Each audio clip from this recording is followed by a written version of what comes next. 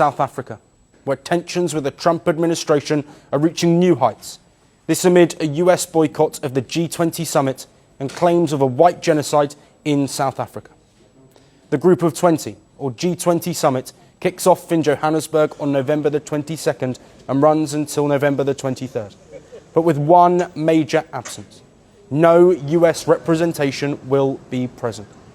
And the South African government has once again hit back against the decision, stating the US has run away.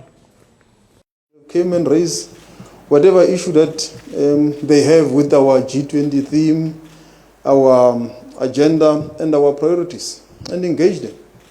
And as I've said, the shepherds, as we are speaking, are in robust engagements of negotiations and so forth. That is the nature of this platform.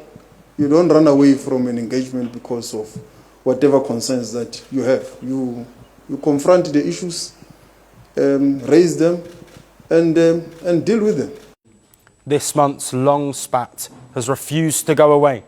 The first major flashpoint was in May. South African President Cyril Ramaphosa was in the White House to meet Donald Trump for bilateral talks.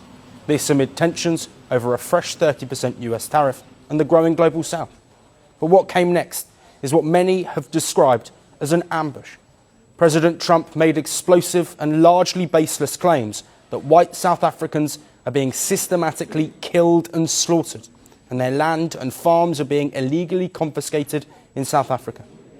Ramaphosa hit back at these claims and questioned the legitimacy of footage shown by Trump supporting his claims. Those people were all killed. Have they told you where that is, Mr. President? No, I'd like to know where that is, because this I've never seen.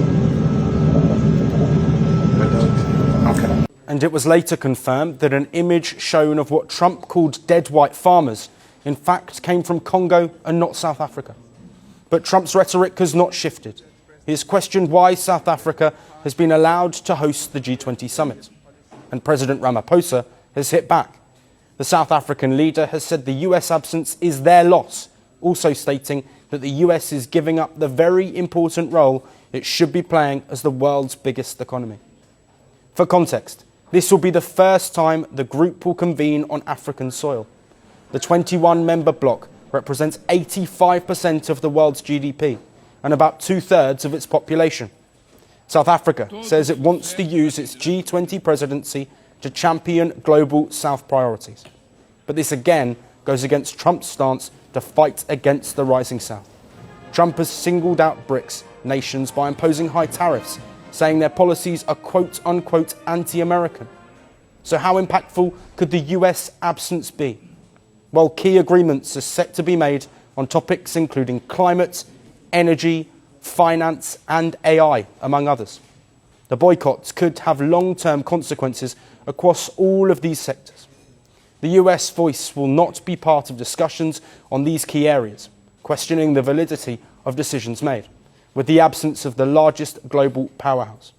It is also unclear if the leaders' declaration will be adopted without a consensus from all member nations. This weekend, the focus will be on Johannesburg. But one eye is already on the next G20 summit in 2026. It's to be held at the Trump National Doral Golf Club in Miami, Trump's own backyard, literally.